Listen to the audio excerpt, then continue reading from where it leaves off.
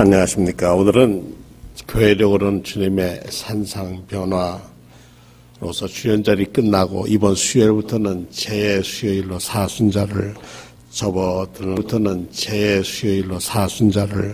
접어들고 있습니다.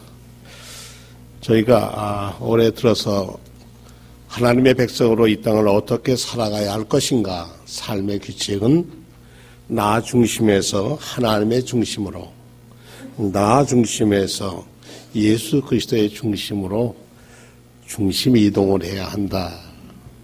그리고 우리가 지켜야 할 도리가 10가지 계명, 10계명을 공부했습니다. 오늘은 살인하지 말라 하는 우리 계명으로서 우리 오늘 7번째 주일 설교이고 우리 6번째 계명입니다. 어쩌면 살인하지 말라 하는 건 나와 상관이 없고 그건 남 얘기지 나 같은 사람하고는 관계가 없을 거다라고 생각하실 수도 있습니다. 그러나 우리 주변에 미처 깨닫지 못하고 생명을 해하는 일이 심심찮게 많이 벌어지고 있습니다.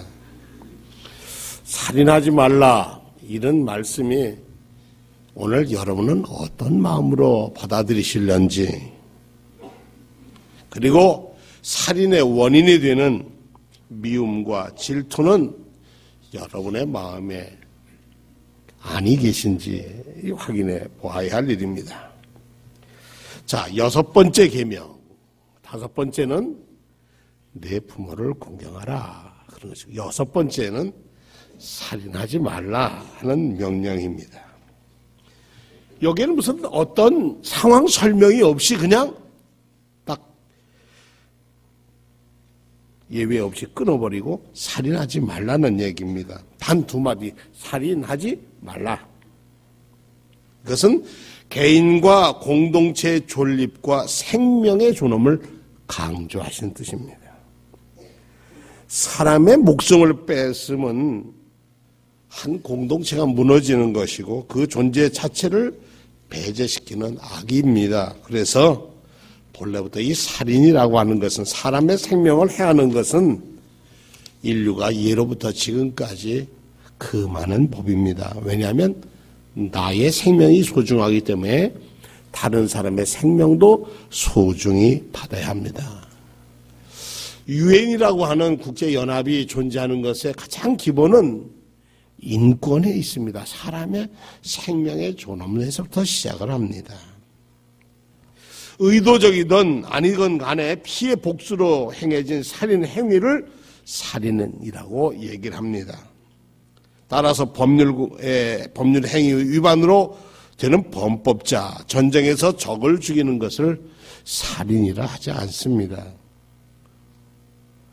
대표적으로 살인을 아주 성경에 들어본다면 아합 왕이 나봇의 포도원이 참 갖고 싶었습니다. 아름다웠어요.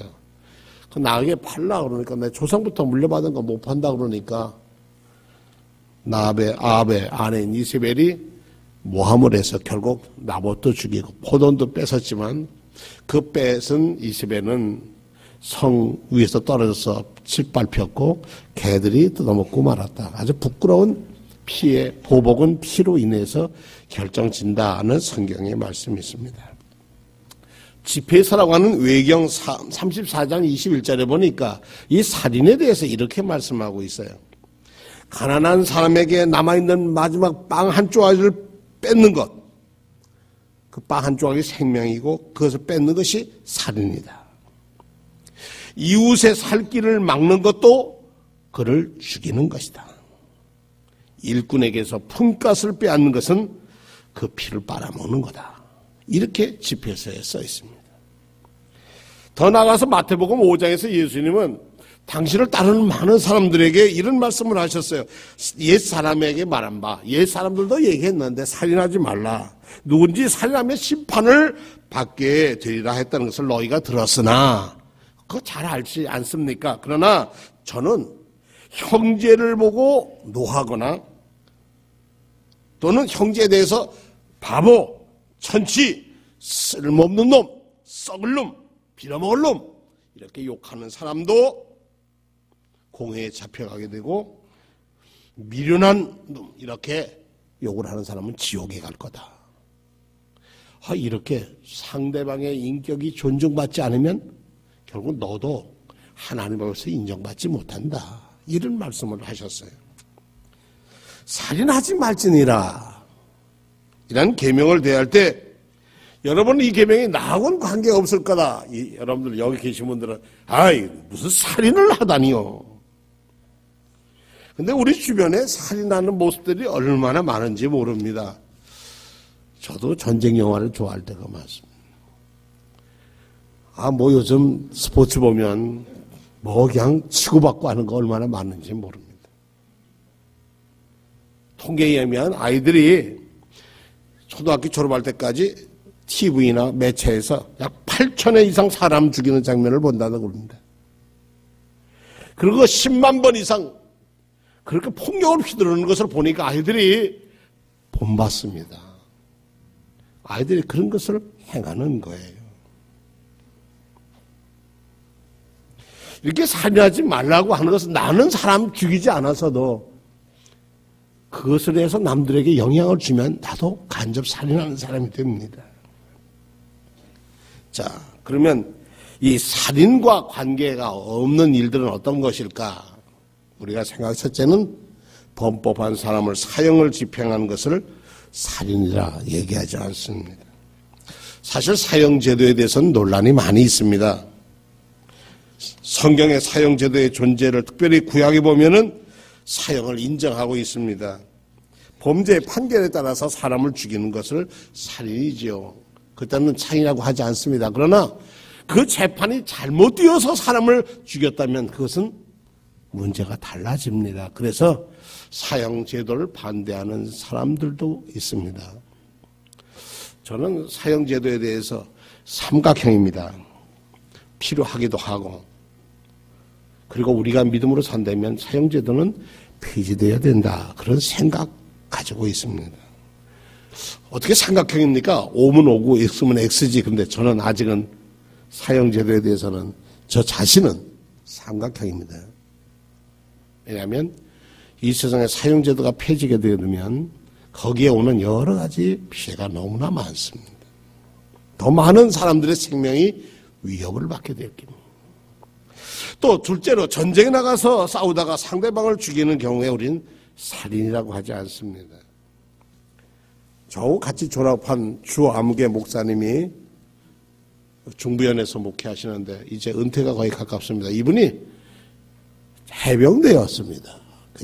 청룡부대 일진으로 월남을 갔습니다. 거기다 이 사람은 분대장이었습니다. 그래서 매복을 나갔다가 옆에 있는 부하들에게 절대로 담배를 피우면 안 된다고 가르쳤는데 그 담배가 얼마나 맛있던지 한 병사 담배를 피웠는데 빵 소리가 나는데 이마에 총을 맞고 죽었어요. 그 담배불 하나에. 죽고 나서 그냥 아무도 안 보여서 막 총을 쐈답니다. 밤이니까 막 조명탄을 터치했는데 그러다가 한 사람을 잡았는데 이 사람이 베트콩인지 아닌지 알 길은 없는데 딱 잡았는데 끌고 가야 되겠는데 총을 갖다 댔다. 그 밑에 있는 사람 보고 하비고 너 쏴 죽여. 그러니까 못 죽입니다. 그런데 그냥 적군이 총을 쏘면서 막 쳐들어오더라는 거예요. 이제 빨리 도망을 가야 되겠고 큰일 났고.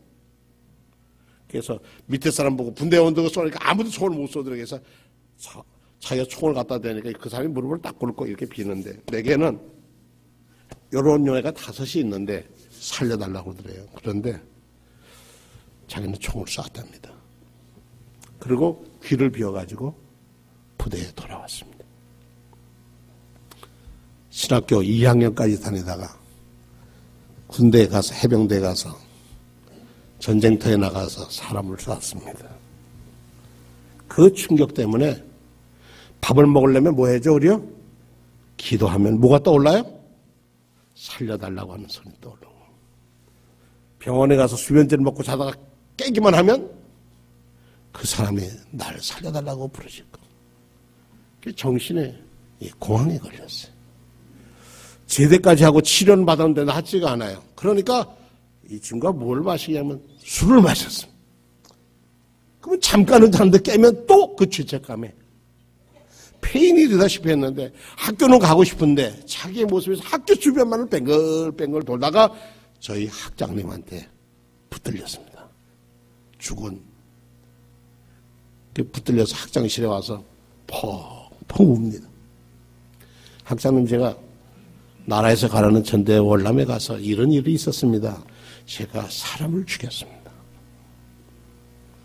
그것 때문에 저는 지금 몇 년째 이 고통을 당하고 있습니다. 그때 학장님이 전쟁의 아픔에 대한 말씀을 하시면서 그를 위로하고 기도했습니다. 그래서 그 마음의 위로를 받고 학교를 복학하고 지금은 목회하고 계시고 곧 은퇴하시게 됐습니다. 그래서 그분은 총만 얘기가 나오면 지금도 자지러지게 놀랍니다. 마음속에 같이 공부를 해서 같이 졸업을 했는데 그분이 그런 얘기를 해요. 괴로워서 자기 동료들에게 나는 사람을 죽인 사람이었다. 전쟁에 가서 적군을 죽이는 것을 살인이라 얘기하지 않습니다. 그러나 죽이지 않아야 할 사람들을 많이 죽이면 학살이라고 합니다. 그건 얘기가 달라집니다. 어쨌든 이것도 우리가 또 논의해 봐야 할 문제입니다. 세 번째는 비슷한 경우가 있습니다만 가족의 생명이나 보존하기 위해서 정당방위로 강도가 들어왔는데 내가 이 집의 가장으로서 막다가 상대방을 죽이는 과실치사가 있습니다. 이것도 사람을 죽이긴 하지만 법에서는 정당방위나 그것은 과실치사라고 하는, 잘못하면 그 정도까지 해서 살인이라는 말까지는 쓰지는 않습니다. 하여튼 이 무엇보다도 어쨌든 간에 성경은 사람의 생명을 빼앗는 일을 하지 말아라 이렇게 말씀하고 있습니다. 그 동기가 의도적이든 보복적인 마음에서든지 충동에 사로잡혀든지 간에 부지불식 간에 인간을 살해해서는 안 된다고 하는 것이 성경의 가르침입니다. 살인하지 말라 하는 말은 우리로 바꿔 얘기하면 생명을 사랑해라 그런 말씀입니다. 요즘 제일 이 나라가 잘 살게 되면서 세계적으로 부각된 문제가 자살의 문제입니다. 자살은 우리 그리스도인들이 해서는 안 됩니다. 왜냐하면 아주 논리가 쉽습니다. 우리의 생명은 내 마음대로 할 수가 없어요. 왜냐하면 내게 생명을 주신 분은 하나님이시기 때문에 그래요. 하나님의 것을 내가 빼앗으면 안 돼요. 생명은 주어진 것입니다. 내 것이 아니에요. 철학자의 표현을 빌면 이 세상에 던져진 존재예요.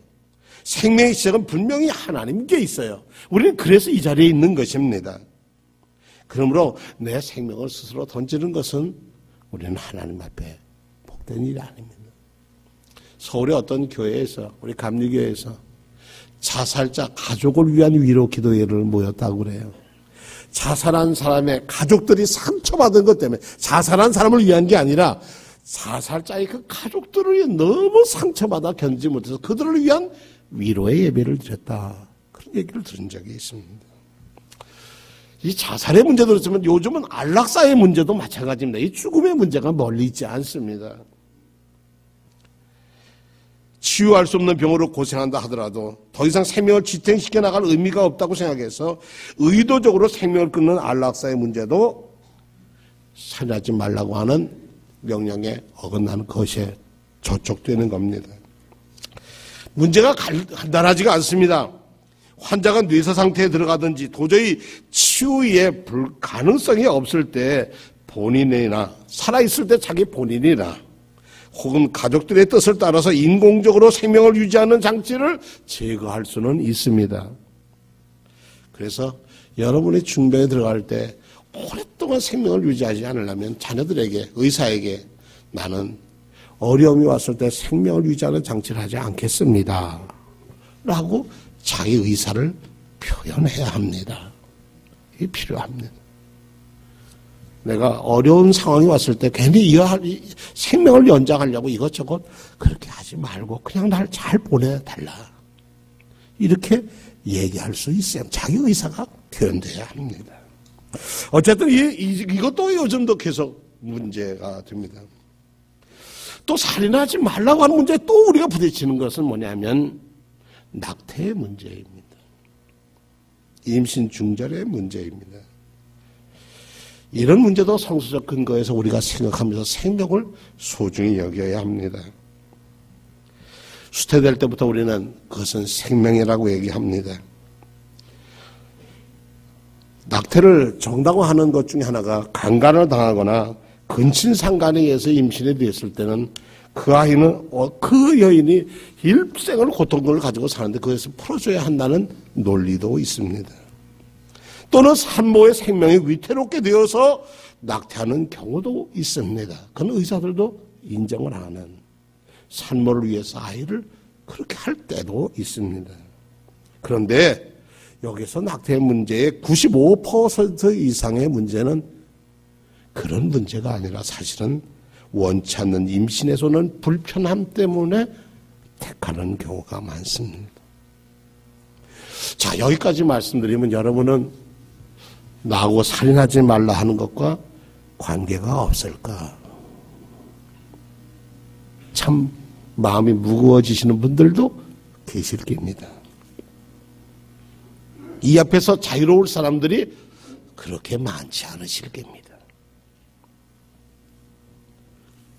크리스천 센츄리라고 하는 잡지에 보니까 고등학교를 졸업하고 샌프란시스코에서 타이피스트로 어느 처녀아이가 취직을 했는데 그때 그는 빌리그레임 집회에 가서 은혜를 받았답니다. 그리고 예수님을 영접하고 이렇게 살았는데 직장 생활이 얼마 안 돼서 자기 집에 세일즈맨이 왔다가 그만 강간을 했어요. 강간을 당하고 원치 않는 이유로 아이를 갖게 됐습니다. 고민 끝에 샌프란시스코에서 로스앤젤레스로 와서 카운티에 있는 입양기관에 자기 아이를 맡기고 그리고 자기는 제 두 아이가 있는 집에 남자와 결혼해서 가정을 살았습니다. 근데 어느 날 전화가 왔는데 누구냐고 그렇다고 그랬더니 한 젊은 여인이 당신이 내 어머니입니다. You are my mom 하더니 얼마나 놀랐는지 몰라요. 그것만 놀란 줄 아는데 그 다음에 그 여인이 하는 말이 당신은 할머니가 되셨습니다. 그리고 하는 말이 이 딸이 어머니 예수 믿으십시오. 그래서 만나게 됐답니다. 그랬더니 이 딸의 남편인 사위가 이렇게 얘기하더랍니다. 당신 나의 아내를 낙태시키지 않은 사실에 감사드립니다. 나의 아내가 없어 우리 가족과 오늘 우리는 결코 있을 수 없을 겁니다. 감사합니다. 그러더라는 거예요. 미국의 얘기입니다만은 우리 주변에 입양을 갔던 많은 사람이 돌아와서 나를 어떻게 입양을 보냈든지 간에 있게 해주신 분에게 감사다 하는 얘기들은 저를 버렸다고 저는 생각하지 않는다. 나의 지금 있음에 대해서 감사한다. 이런 거 여러분들 주변에서 많이 보고 있습니다.